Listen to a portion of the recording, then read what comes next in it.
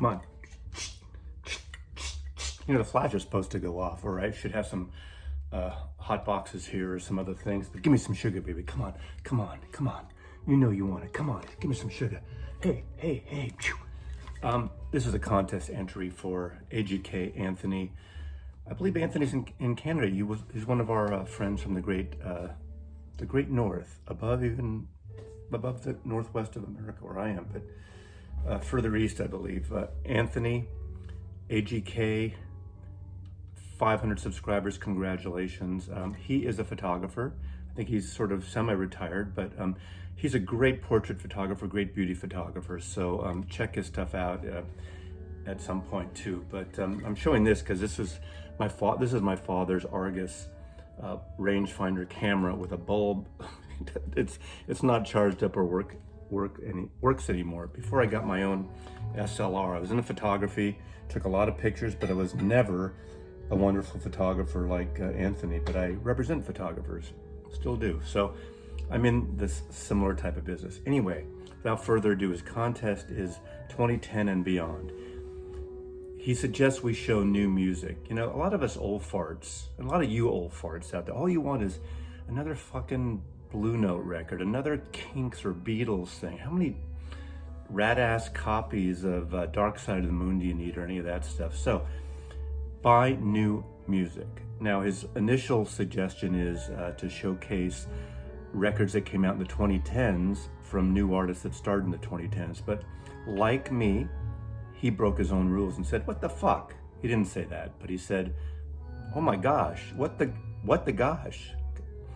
Show any records that came out in the 2010s, that decade, even if they're from earlier artists. So I picked up to 15 artists. If you get demerits if you show compact disc. So I'm showing all vinyl. These are definitely amongst my favorite albums of the last decade, and of course, there's probably a few I'm forgetting, so maybe I would swap out things, but these are records I like a lot, and are from 2010 through 29. So here we go. In the background, the music is Astor Piazzolla, the famous late Argentinian accordion player. Beautiful, beautiful artist. Wonderful music. I think this is on Nonsuch, I believe. But anytime you can find Astor Piazzolla records, I have none on vinyl, so I think I just got a demerit by even having a CD in the same room as I am this showcase. So congratulations, Anthony. I'll put a link to his channel below. He has an amazing collection of records, CDs, videos, a big music collection, and he has a great knowledge of it. And we sparred a little bit. He's been a great supporter of my channel too, and he's been fun on some of the online live conversations with our friend Rachel, Music Ma'am. So here we go. I'm starting out with this wonderful record. This came out just as I think 2011, as I believe, and it's I'm New Here, Gil Scott-Heron. Can't remember if this is exactly his comeback record. He made 2 records, and then soon after that he passed away. You may know him, definitely godfather, grandfather of hip hop and rap music with The Revolution Will Not Be Televised. Great records he put out in the 1970s, and beautiful records. This is a record that came out on XL Recordings. Really fine record, and I think it's a good record to start off this, and it's obviously it's a record of our times now, and it's a perfect record. I've been pulling this out lately and playing it again. One of my favorites, Fiona Apple, The Idler Wheel. Beautiful record. I love her. I love her angst, her piano playing. You know, if you listen to some of her records, when she plays the piano and screams, she really emulates. I know this is going to sound far-fetched, but John Lennon on his first album, the whole primal therapy thing, the Arthur Janoff primal therapy thing he's gone through. But love this record. Beautiful cover. Her new record, by the way, is definitely one of my top of this year. It'll be in my best of list. Now, love Bob Dylan. He's had a resurgence the last 15 years. Great records. You know, you might quibble. Some people don't like his voice now, but The Tempest, great record. Was it 2000? What year was this? 12, I believe. I almost chose Triplicate, his 3-record set of sort of crooner stuff. Some people absolutely hate that record, but I love it. But I picked The Tempest instead because it's original material. It starts with Duquesne Whistle, which is a great kind of romp, a great video of him on Hollywood Boulevard, right near the Capitol Records Tower. And it ends with Roll On John, a great tribute, obviously, to our friend and musician John Lennon. So Bob Dylan, timeless in my opinion, one of the greatest artists to this day. And again, his new album is possibly the best record of the year. You don't see a lot of love for later Paul Simon, but So Beautiful, So What? This is early in the century or the decade. Beautiful record, co-produced with Phil Ramone, who he's worked with over the years. A lot of people have never heard this record, but I say you need to check it out. It's a gorgeous sounding record. It starts with Getting Ready for Christmas Day, which has this sort of almost mashup thing of this revival soul singer at the very beginning. And it's just a great, great record. So Beautiful, So What? His voice is as good as it was back in the 70s and 80s. So Paul Simon's record, So Beautiful, So What? If you see this record, pick it up. I don't know if it's readily available on vinyl, but a gorgeous, gorgeous record, gorgeous cover. One that I don't think I've seen anyone on the Vinyl Community show. But again, a best of the decade. I got into his States, Illinois album, but again, a really beautiful personal record. Again, another great record of the decade is Sufjan Stevens, Carrie and Lowell, about his mother and stepfather, I believe. Gorgeous record, timeless record, personal record, kind of ethereal too. I use ethereal a lot because I really like that kind of moody music. This is ethereal pop music, but just a gorgeous themed record, and definitely one of the best of the decade.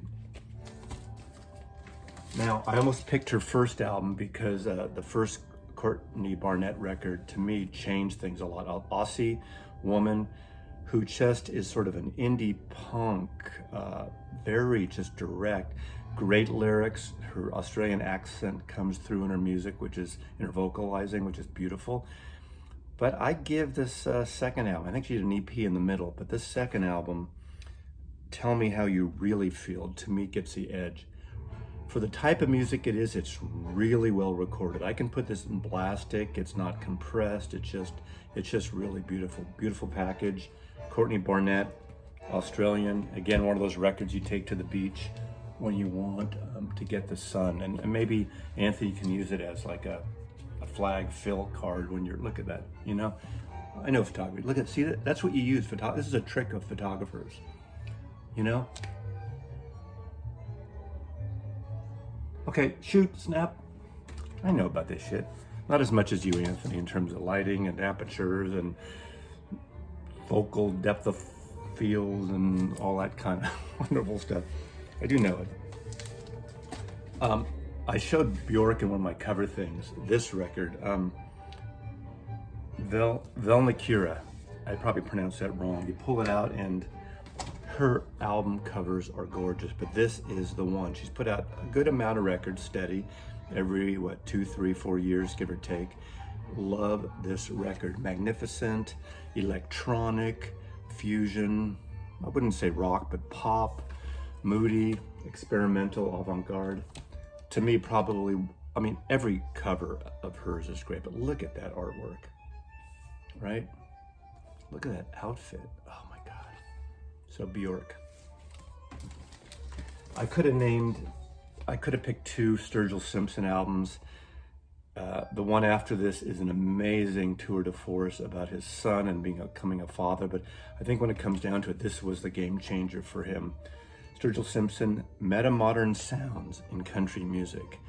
I just did a country music video, and I didn't include him. He's like the new country. This is like a psychedelic country record, and it's a perfect record, beautiful record.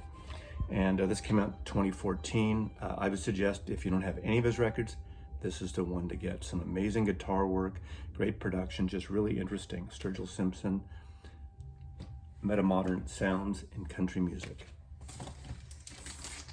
Now, this record I would never have known about if it wasn't for Dave, Local Bandography. He showcased it. I think it was his favorite album of last year or the year before. Last year.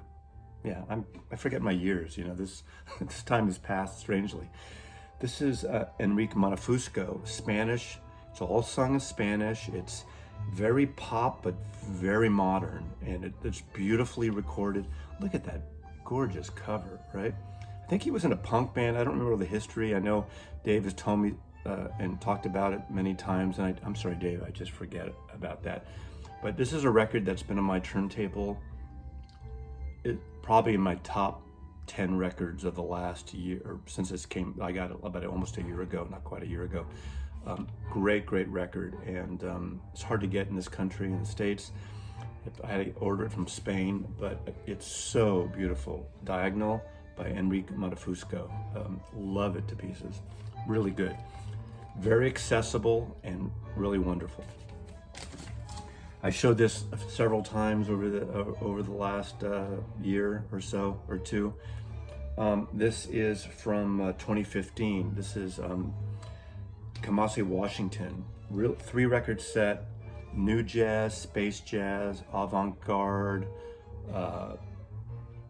soul jazz, beautiful saxophone player, arranger, composer, a tour de force, a musician, but really wonderful. A little gospel thrown in there, but gorgeous package, gorgeous musicianship, probably one of the premier jazz artists of our day, of our time right now. Channels a little bit of John Coltrane as well, Alice Coltrane, spiritual jazz and the like, but beautiful box set of 3 records. I showed this in my best covers, and still it's one of the best records of the decade. Definitely up there is Lemonade by Beyonce. I don't need to say much more about Beyonce, but it mixes soul and hip hop, trip hop, folk, yeah, pop records. It's just a great record, beautiful record, and double record set. This is the yellow vinyl issue, which is a bit noisy, unfortunately. In some cases, there's some soft patterns because there's a lot of experimentation here. But to me, this is a masterpiece. A record that got some love, and then she disappeared. But again, one of the best records of last year. And you know, a lot of people that haven't jumped in think she's just another young pop star that sold a shitload of records. But this Billie Eilish record that came out last year was probably the best-selling record of last year, I believe. Her and her brother put this together, and of course I just blanked out on his name, right? Phineas. They did it basically at home, and it is a perfect record too. She's a great singer, great arrangements, not that typical pop crap you see on the radio and then you blink and then next year it's dated. Gorgeous record, Billie Eilish. And I don't know what to say about this, but I can't say enough about this record. I think the people that really put this record down usually are people that haven't heard it at home on their stereo system. They hear a little bit on the radio, they don't get it. But to me, I just hope the two of them really stick to their guns and do what they want, or not pushed by record company, what record companies think they should be, because this came out of nowhere. One of the best records of last year, 2019, one of the great records of the 2010s. My number one record last year, 2019 was a great year. So this is Ghosteen, Nick Cave, moody, ethereal, spacey, and so beautiful. Ghosteen, Nick Cave, with Warren Ellis and the Bad Seeds, or whatever the Bad Seeds are, this kind of revolving band, and gorgeous record. And end up with 2 records that really came out at the end of the life of these 2 artists. This is Leonard Cohen, You Make It Darker. You Want It Darker, excuse me. The opening track has his cantor from Canada, from Montreal, singing in this ethereal thing. A cantor is the vocalist in the Jewish synagogue who has this great vocal. He sings on the track, produced by Adam Cohen, Leonard Cohen's son, came out just around the time Lennon, that's Freudian, Leonard Cohen was dying. So an amazing end-of-life record. I just love this record. You know his voice. If you don't get it, you don't get it, but beautiful record. And lastly, what I would consider the best record of the decade, of the 2010s by far, is this record, David Bowie, another end-of-life record. I bought this record on Friday, woke up Monday morning, and Bowie had passed. So I played it all weekend, and then it really brought on another mood and another tone, knowing what he was writing about at the time. God, modern, jazzy, avant-garde jazz, pop music, dirgy, just dark in a really beautiful way. I'm a fan of dark music when it gets down. Anyway, I got too serious there. Anthony, you deserve something uplifting to end with, and I don't have anything well, how about this? Let's take some more pictures, okay? Congratulations, Anthony, on 500 subscribers. You know, Mazzy loves you.